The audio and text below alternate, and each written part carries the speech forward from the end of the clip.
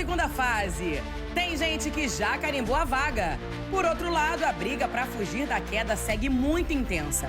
Faltam só 3 rodadas e muitas emoções ainda estão reservadas para essa reta final. Vamos juntos curtir o resumão da rodada 16 da nossa Cezinha. O show da Série C está no ar.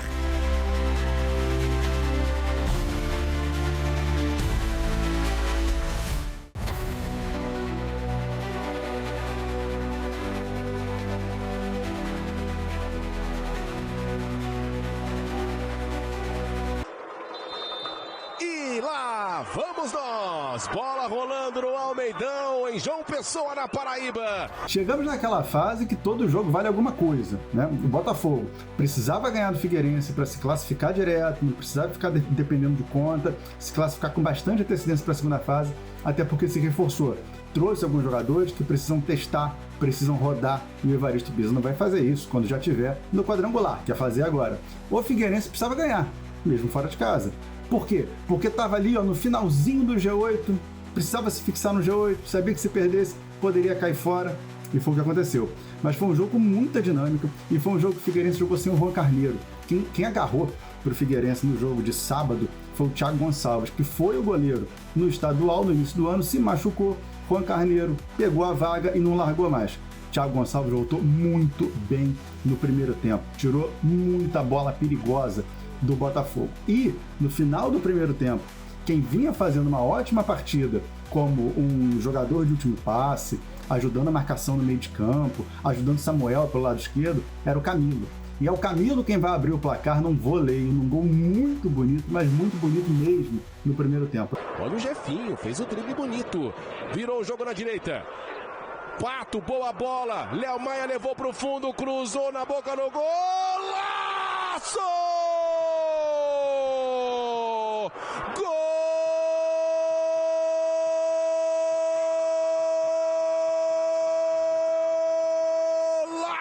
Golaço do Camilo! Jogadaça do Léo Maia e o voleio do Camilo, alá Bebeto! Primeiro tempo foi 1-0 para o Figueirense, mas que podia ter sido um primeiro tempo com um placar bem mais elástico, e talvez até com o Botafogo saindo vencedor. No segundo tempo, a gente teve uma paralisação por conta de problemas extracampo, teve gás de pimenta, os torcedores tiveram que mudar de arquibancada, ficou muito tempo parado. E aí, quando volta ao jogo no segundo tempo, a impressão é que o Botafogo voltou mais acelerado. O Botafogo voltou mais ligado no jogo. Vinícius Leite tinha acabado de entrar, tinha acabado de dar o seu primeiro toque na bola, e o primeiro toque na bola dele foi o gol de empate, né? E aí a torcida vem junto com o Botafogo. Qual foi a parte boa do Figueirense? Não ficou muito tempo ali com um empate no placar, não deixou a torcida se acostumar, foi lá e com o Alisson Santos já fez o 2-1.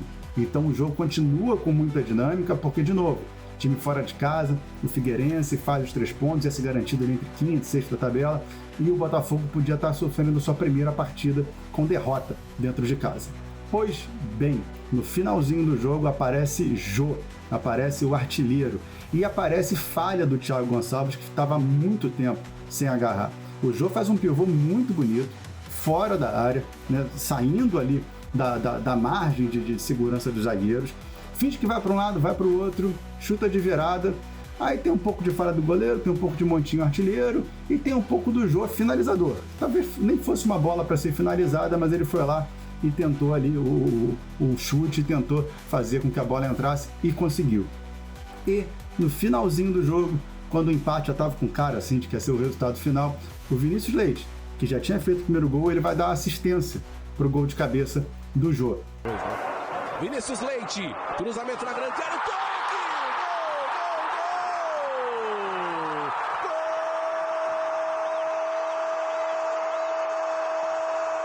Gol do Belo! De um time que se nega a perder, de um time invencível em casa. Chega a virada no acréscimo no Almeidão. Né? E aí o Jô vira o grande nome da noite, e o Thiago Gonçalves, que tinha feito um primeiro tempo muito bom, acaba que no segundo tempo ele dá uma queda também. Botafogo classificado com bastante antecedência, Figueirense saiu do G8 com esse resultado e vai continuar no drama aí para as 3 rodadas finais da primeira fase da Série C. Dispara pela direita, camisa 19. Henrique dá o combate na marcação. Ainda Joãozinho. Falta. Era tudo que o Joãozinho queria. Falta todo o Ronaldinho. E vai acabar. Acabou. Fim de jogo, fim de papo. Não acrescentou mais nada. Anderson Ribeiro Gonçalves de Goiás. De virada. Vitória heróica pro Botafogo. Líder, cada vez mais líder.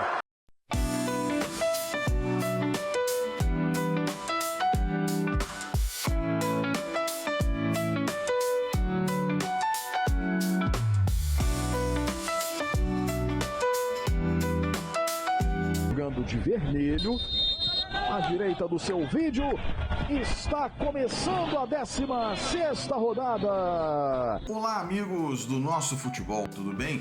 Estou aqui para falar um pouquinho de Volta Redonda e Tombense. Foi um primeiro tempo marcado por um jogo muito tenso, com as duas equipes com muito medo de errar na primeira etapa e pouca coisa acabaram criando. O jogo só começou a andar mesmo no segundo tempo, depois que o outro jogo da rodada que interessava as duas equipes, entre Botafogo da Paraíba e Figueirense, também saiu do placar. E o Tombense acabou tomando a iniciativa do jogo. No segundo tempo, fez 1-0 com um gol de falta do Pedro Oliveira, que tinha entrado então na equipe mineira. Vem por ali o Pedro Oliveira. Quem será o cobrador? Pedro partiu para a bola no canto. Gol!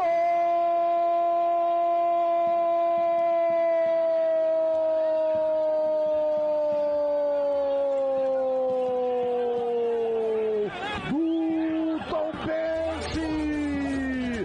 Voa o Gavião! Voa o Gavião! O Volta Redonda fazia um jogo um tanto quanto burocrático até então e o gol acabou acordando a equipe do Sul Fluminense, que conseguiu o empate já no finalzinho do jogo, já nos acréscimos, com o Vini Moura, jogador que também veio do banco de reservas. O árbitro do jogo, vamos até 52. Rafinha saiu a tabela, o Wellington Silva rolou, vai sobrando para o chute, pintou, Dionis era para ter chutado, vem a sobra!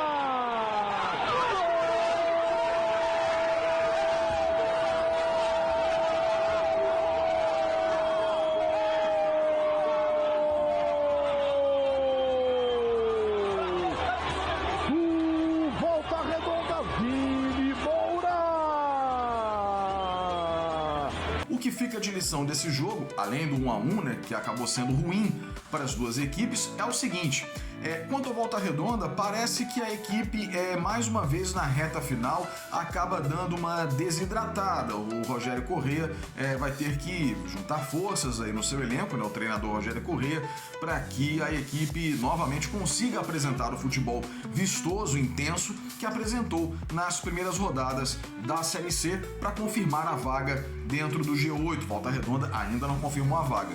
E o Tombense, por sua vez, mostra que tem caixa, tem punch para chegar a classificar também. Tem uma tabela ainda com os 3 jogos pela frente, 2 deles em casa, então, ou seja, tem boas chances de conseguir a classificação para a segunda fase, para ser um dos 8 times que avança para a fase final. Tá certo?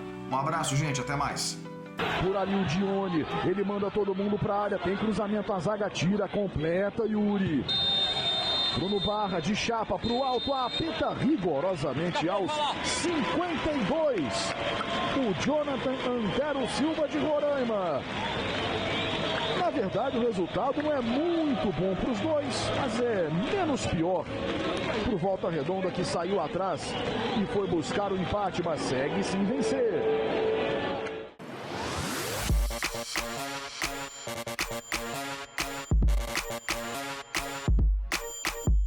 O Atlético está classificado. Douglas Pelé cobrou falta com categoria e a bola entrou após bater no travessão.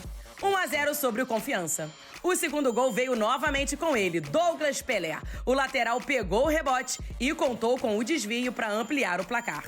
Em contra-ataque finalizado por Lucas Mineiro, o alvinegro fechou a conta. Com 33 pontos, o Atlético é o segundo colocado e está garantido na próxima fase. Já o Confiança segue com 16 pontos em 14º, apenas 1 ponto acima da zona de rebaixamento.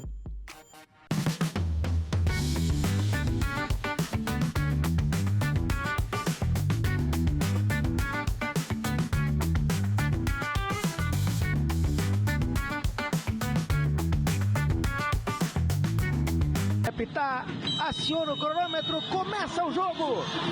Saída do São José no Frasqueirão, início do jogo. A 16ª rodada da Série C do Campeonato Brasileiro contou com um duelo interessante entre ABC e São José. A equipe do Rio Grande do Norte começou a partida ainda com remotas, mas com chances ainda de avançar para a próxima fase, enquanto o São José precisava desesperadamente de uma vitória para seguir brigando contra o rebaixamento. Só que o que a gente viu dentro de campo foi um ABC que parecia conformado em pontuar para escapar ali das chances de rebaixamento. Já desde a entrada, né, do time para o começo da partida, muita lentidão, muita demora, a partida começou atrasada com os jogadores do ABC sem nenhuma pressa, e dentro de campo o que a gente viu foi um reflexo disso. Um time bastante preguiçoso, um time que não conseguia pressionar o lanterna da competição, que inclusive teve as duas melhores chances no primeiro tempo, né? Uma com o Matheus Jonatas e outra com o René, que acabaram desperdiçando chances claras do São José de abrir o placar na primeira etapa. No segundo tempo, ainda precisando vencer para seguir sonhando com a classificação e empurrado por sua torcida, o ABC não conseguiu imprimir um bom ritmo e quando se parecia que o 0-0 permaneceria, já próximo do apito final, o ABC sofreu um pênalti com o Pedro Felipe e o Alisson, que tinha acabado de entrar, foi para a cobrança, mas o Fábio Ramp fez uma excelente defesa e garantiu 0 no placar. Alisson vai para a bola. Correu, pintou, bateu, pegou, sobrou, quem sabe, perdeu! O Alisson e Daniel, um matou o outro no rebote. E o ABC desperdiça o pênalti, Alisson! Resultado ruim para todos os lados, né? O ABC não se afastou da zona de rebaixamento e muito menos encostou na zona de classificação, enquanto o São José segue na lanterna, soma mais um pontinho, né? Chega ao seu 6º ponto, mas parece aí estar fadado a retornar para a Série D do Campeonato Brasileiro. Levantamento da parte da zaga. Vem aqui a bola para o Daniel, o árbitro ergue o braço direito, fim de papo no Frasqueirão. 0 para o ABC, 0 para o São José.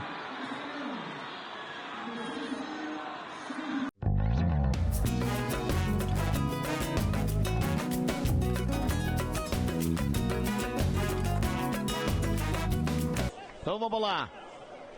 Tá ajeitando o relógio por ali o Paulo José Souza Mourão. E agora sim, autoriza o árbitro. Tem bola rolando, tá valendo. Começa Ipiranga e Ferroviária. Fala galera do Show da Série C, Amanda Viana chegando por aqui para contar a história de mais uma vitória da Ferroviária na competição. A Ferrinha segue invicta e com esse triunfo para cima do Ipiranga, a Ferroviária atingiu a marca de 23 partidas invictas e iguala a mesma sequência, a maior de sua história, que aconteceu lá em 2021. O time de Júnior Rocha visitou o Ipiranga, visitou o Colosso da Lagoa, onde a equipe canarinho ainda não tinha perdido nesse ano de 2024. A última derrota do Ipiranga foi lá na Série C do ano passado, em seus domínios. Como que aconteceu essa partida? Como é que foi o jogo? Bom, um início mais positivo do Ipiranga, conseguindo dominar ali a posse de bola, tendo o controle das ações, porém com dificuldade de furar a linha de marcação da Ferroviária, de criar oportunidades claras. Aos poucos, na primeira etapa, a Ferroviária começou a encontrar espaços pelos lados do campo, explorando o lado direito, que tinha Juninho, o Everton, as chegadas de Zé Matheus, sempre buscando cruzamentos para a área, visando o centroavante Carlão, mas também encontrou espaços pela esquerda, com o Vitor Barreto nas costas das alas, do Ipiranga, e foi justamente assim que saiu o gol da Ferroviária, uma boa jogada do Vitor Barreto, que ganha os duelos e consegue a finalização para superar o goleiro Alan. Aberto na canhota, bola para Vitor Barreto, Carlão tá no comando, a Ferroviária desce, grande jogada, levou pra ponta, Fernando fechou, voltou Barreto, a bomba! Gol!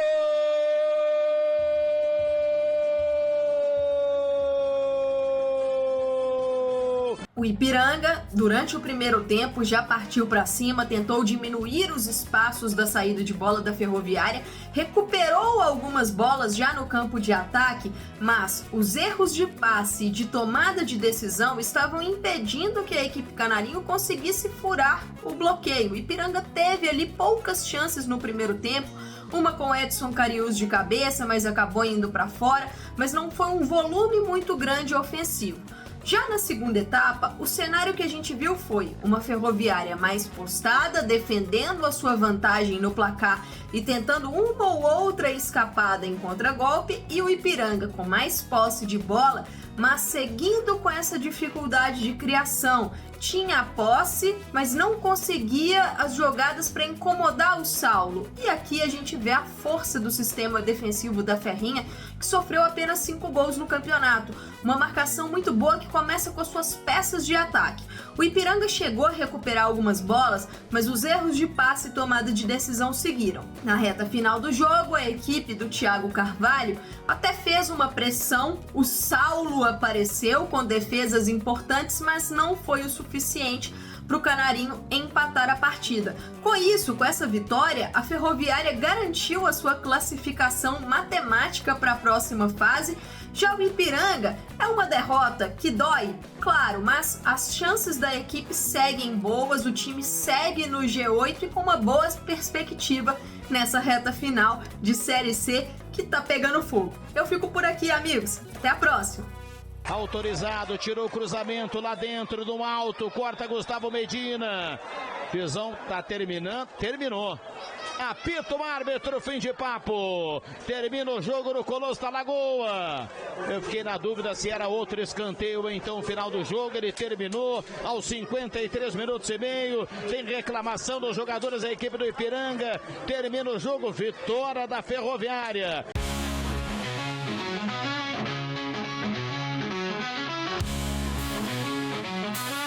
Luiz Daniel, naquele momento de fé, o Londrina defende o lado esquerdo do seu vídeo, Floresce o lado direito, tudo de verde. É hora do show!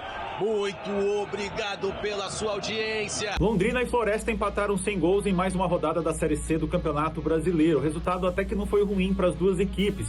No decorrer do jogo ficou claro, principalmente no segundo tempo, que as duas equipes não tinham aquele ímpeto de vitória, ficaram mais preocupadas em se defender, por isso poucas chances de gol. O 0-0 coloca o Londrina ainda em boa posição no G8, né? Vai se classificar para a segunda fase se mantiver o aproveitamento, e o Floresta, o grande objetivo é não ser rebaixado. Floresta que nos primeiros 7 jogos do campeonato perdeu todos, mas nos 9 jogos seguintes acabou fazendo 18 pontos, é uma das melhores equipes aí das últimas 10 rodadas da Série C. Segundo tempo, com um pouco mais de chances reais para o Londrina, principalmente em chutes de fora da área do Cadi, meio-campista que consegue avançar ao ataque e finalizou com perigo ao gol do Luiz Daniel. Ela volta outra vez com o Londrina. Auan, o Cadi, vai daí, Cadi!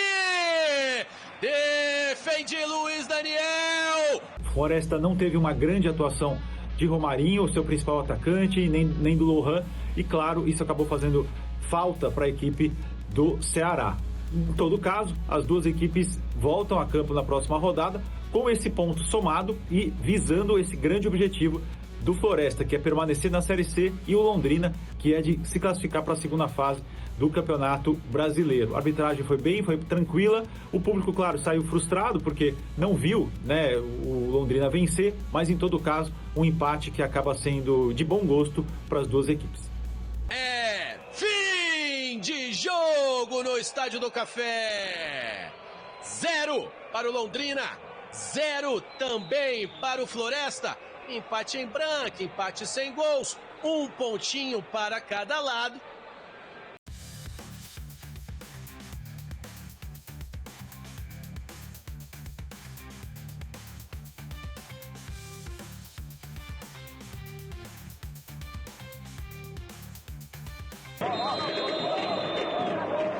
Autoriza o árbitro. Bola rolando no estádio Rei Pelé. Tá valendo a 16ª rodada da Série C para CSA e Náutico. Grande abraço aos amigos ligados no nosso futebol. CSA e Náutico ficaram num 2-2 numa partida que só foi resolvida nos acréscimos do segundo tempo. a etapa inicial teve um domínio maior dos alagoanos, ocupando o campo de ataque, trabalhando a bola na defesa do Náutico, mas com muita dificuldade de achar o último passe para o Thiago Marques. Brian, Gustavinho e Richard até conseguiam fazer triangulações, mas o último passe não fazia com que as chances claras de gol ocorressem. Até teve uma boa participação do Jefferson Romário defendendo um chute do Richard, mas o Náutico, com dificuldade de articulação, falta de aproximação entre suas linhas, o que dificulta a troca de passe, ainda assim conseguiu chegar ao gol na única oportunidade que teve. Mau afastamento da zaga do CSA, uma bola que acabou pingando para dentro e o Felipe Ferreira dominou no peito, chutou no canto do Tomazella, sem chance de defesa para o goleiro da equipe azulina, e o Náutico ainda assim não conseguiu ter um controle do jogo, ainda naquela dificuldade de tocar mais a bola, de ter a posse, de propor um pouco mais a partida. No segundo tempo, a gente viu um CSA que conseguiu melhorar a qualidade das finalizações, das chances criadas e chegou no empate com um belo gol de falta do Roberto, numa cobrança que vai saindo do Jefferson Romário e chega no fundo da rede da equipe do Náutico, que fez o 2-1 no Bruno Mezenga, com um gol do Bruno Mezenga, aproveitando a valência que ele tem de melhor. A bola aérea não foi um gol de cabeça, mas ele aproveita muito bem uma sobra do escanteio devido ao posicionamento dele nesse momento do jogo, que é uma das principais características do centroavante do Timbu. Primeiro escanteio do Náutico no jogo, aos 38 minutos do segundo tempo. Aí o Gustavo Maia, cobrança aberta, quem sobe? Islan, de cabeça, sobra Mezenga! Gol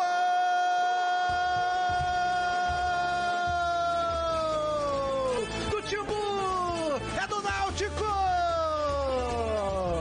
Bruno Mezenga, camisa número 80, aos 38 do segundo tempo. Um 2-1 que o Náutico tentava cozinhar, baixou um pouco mais suas linhas, defendendo em duas linhas de 4, deixando mais à frente apenas o Wendel Lessa e Mezenga. O CSA, por sua vez, colocou dois centroavantes, o Yuri Tanque e o Thiago Marques, inclusive num lance polêmico, a torcida e a equipe do CSA ficaram reclamando pênalti, mas o juiz, em cima do lance, mandou seguir por conta da simulação que houve por parte do jogador do Azulão do Mutange, e o CSA chega ao empate com um gol contra do Marco Carvalho, numa infelicidade.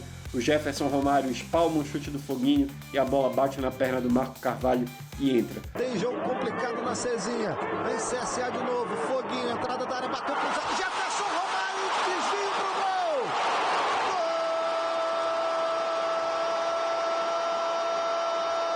Gol! Azulão! É do CSA! Aos 51 do segundo tempo, que jogo é esse do Rei Pelé? Final do jogo marcado por muita confusão, pancadaria generalizada entre gandulas e jogadores de CSA que defendiam, os funcionários ali do clube, e os jogadores do Náutico tentando também se segurar, enfim, cenas que a gente não gosta de ver ao longo dos jogos, e a tendência é que isso seja relatado na súmula e o CSA seja julgado nas próximas semanas. Empate que não foi bom para ninguém no final das contas, porque o CSA não se afasta do perigo do rebaixamento e o Náutico não chega perto do G8. Grande abraço, galera, valeu demais e até a próxima. Mas os jogadores do Náutico também não podem cair na pilha, né? Afinal de contas, a expulsão é mais prejudicial para quem está em campo. Pode desfalcar a equipe nessa reta final dele. Tem uma turma do Náutico ali também na bronca. Enfim, o clima ainda está tenso no gramado do Rei Pelé, Matheus Raimundo. Mas o jogo acabou. 2 para o CSA, 2 para o Náutico. Resultado ruim para as duas equipes.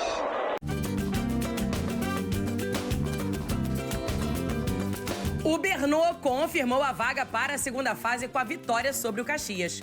Davi Gabriel, de cabeça, abriu o placar no 1º de maio. No segundo tempo, Kaique completou a boa trama de ataque do time do ABC Paulista e marcou o 8º dele na Série C. São Bernardo 2, Caxias 0. O Bernô chegou a 32 pontos, é o 3º colocado e está garantido nos quadrangulares. O Caxias tem 15 pontos e aparece em 16º.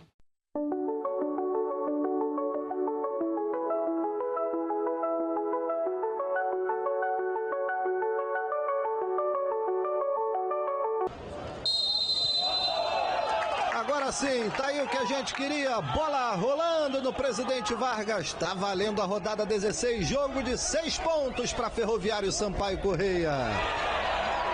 Olha o Betão ali já se atrapalhando no primeiro lance do jogo. Ferroviário e Sampaio Correia fizeram o jogo dos desesperados na 16ª rodada da Série C do Campeonato Brasileiro.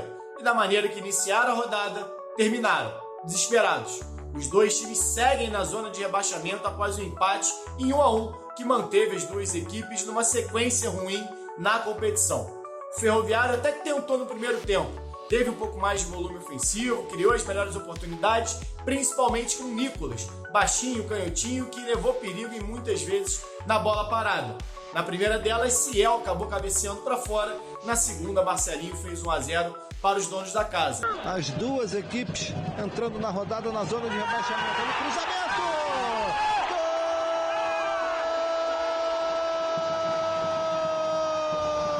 Gol! Do Ferrão! Do Ferroviário!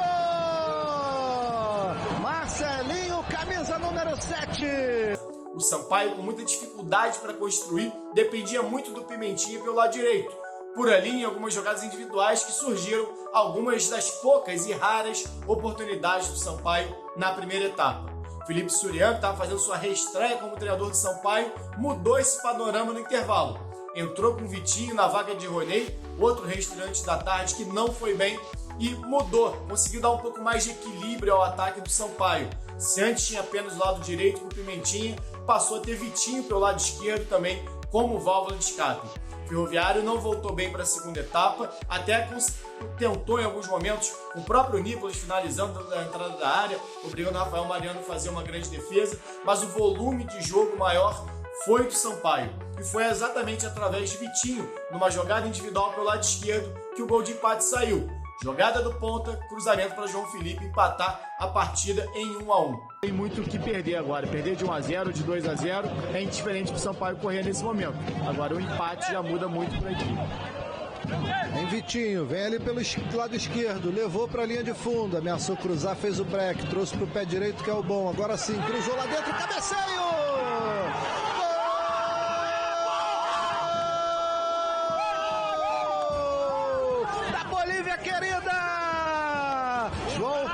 Camisa número 18, aos 14 minutos do segundo tempo. Bela jogada do Vitinho pela esquerda, entrou no intervalo, entrou bem o camisa 21 do Sampaio Correia. A partir daí o Ferroviário se desorganizou, tentou ir para cima de qualquer maneira, até teve uma ou outra boa oportunidade com o Ciel, uma outra finalização da entrada da área que Rafael Mariano defendeu, mas o Sampaio era muito mais agressivo no jogo de velocidade. O Ferroviário se lançou à frente e deu muita brecha na bola mais em profundidade para Pimentinha e principalmente para Vitinho. Vitinho, inclusive, teve, ao meu ver, a melhor chance da segunda etapa, saindo cara a cara com o Giazzi, que acabou não conseguindo fazer defesa, mas a bola explodiu na trave, uma grande oportunidade. Em outro lance, Pimentinha também saiu na cara do goleiro e aí sim Giazzi fez uma grande defesa, bloqueando a finalização do ponta do Sampaio. O jogo ficou muito aberto na reta final. Os dois times se lançaram para buscar os 3 pontos, mas não conseguiram sair desse 1-1, que não foi bom nem para Ferroviário e nem para Sampaio Correia. Ao que tudo indica, a briga dos dois contra o rebaixamento será até as últimas rodadas da Série C. Quando o árbitro apita e encerra o jogo no Presidente Vargas. Empate péssimo para as duas equipes, um para o Ferroviário e um também para o Sampaio Correia.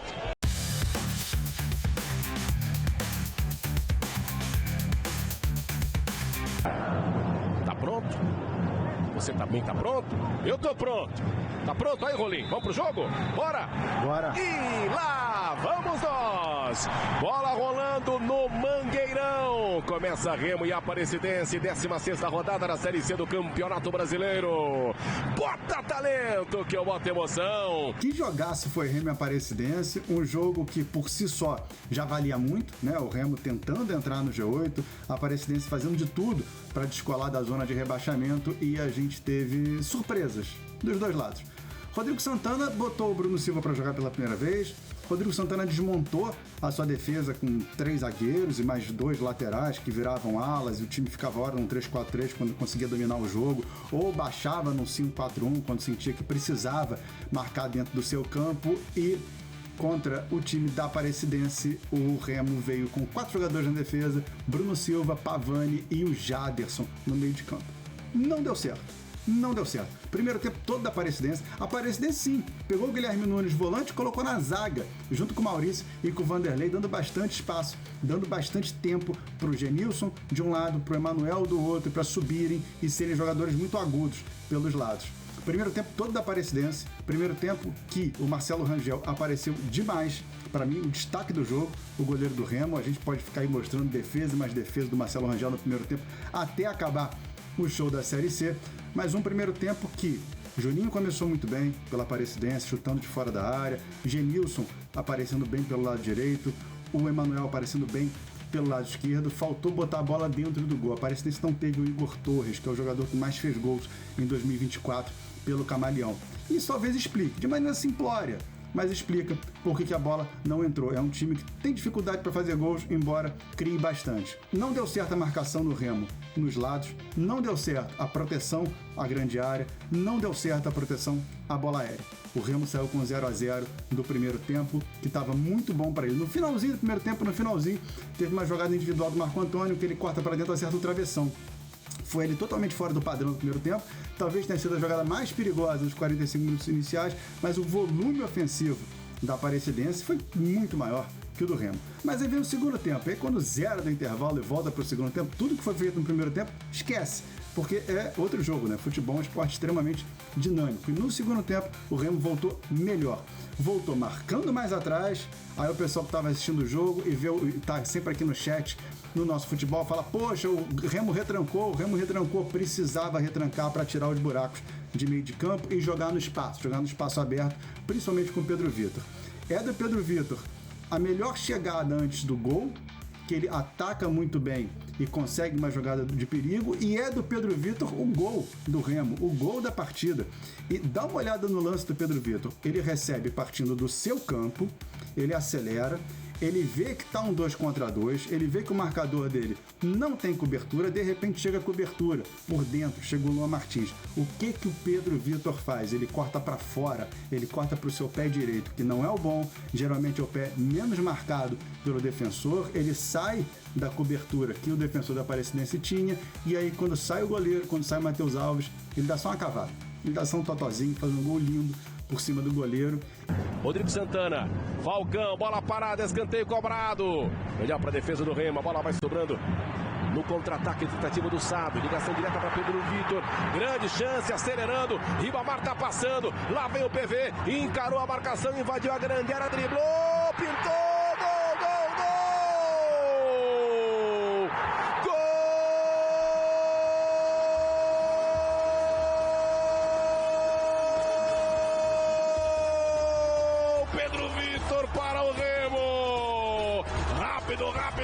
rápido, acelerou no contra-ataque, passou pela marcação e na categoria e na frieza do PV, colocando pro fundo do gol, abre o placar, destrava a lata. O Remo nas últimas rodadas brigando pela classificação, dependendo de si, sofrendo o jogo todo. E aí sim, o final de jogo fica um pouco mais emocionante, muitos acréscimos, mas o Remo consegue manter o seu 1-0, mesmo jogando bem, 45 minutos só. Porque o primeiro tempo foi todo da Aparecidense. Remo conseguiu entrar no G8. A Aparecidense que abre o seu olho, só faltam 3 rodadas para o Camaleão tentar ficar na Série C. O Remo chega depois de muito tempo ao G8 do Campeonato Brasileiro da Série C. Tenta uma arrancada nessa reta final. E a briga vai ser intensa, vai ser dramática com o Figueirense, com o Tombense, com o Ipiranga, com o Londrina, nas últimas vagas para a segunda fase da competição, e deu Remo. Fim de jogo, fim de papo no Mangueirão. Depois de mais uma grande rodada, a gente repassa os resultados e confere a classificação da Série C.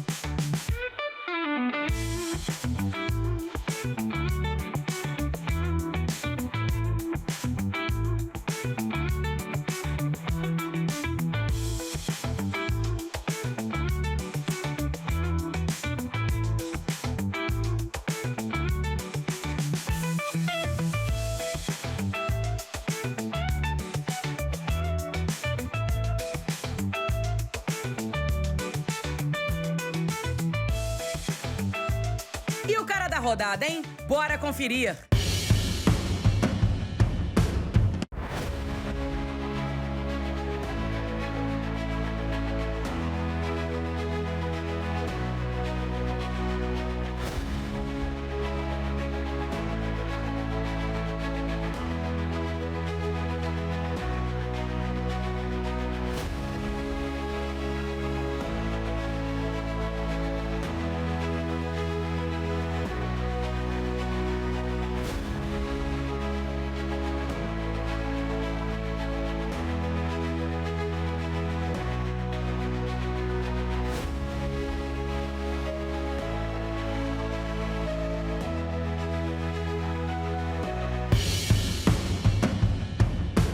A briga pela artilharia da Série C continua muito disputada. Com 9 gols, no topo da lista estão Jonatas, do Atlético, e Paulo Sérgio, do Náutico. Thiago Marques, do CSA, Kaique, do São Bernardo e o Ítalo, que já não atua mais pelo Voltaço, aparecem logo atrás com 8 gols. Mas a Série C também conta com ótimos goleiros. E agora, a gente confere quem foi o paredão da rodada.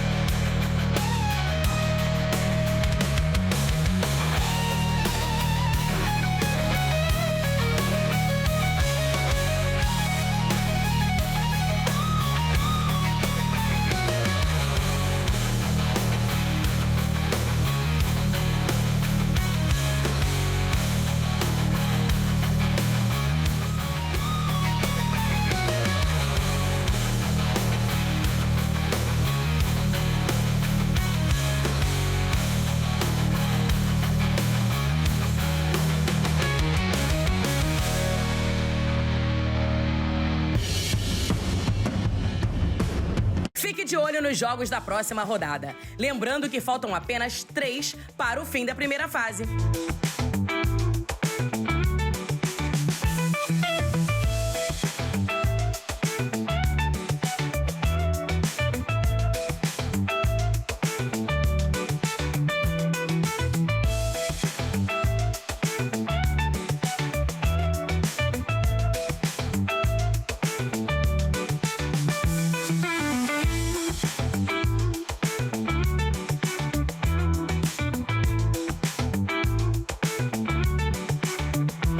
Top 5 de gols da rodada 16, a gente fica por aqui. O show da Série C volta na semana que vem.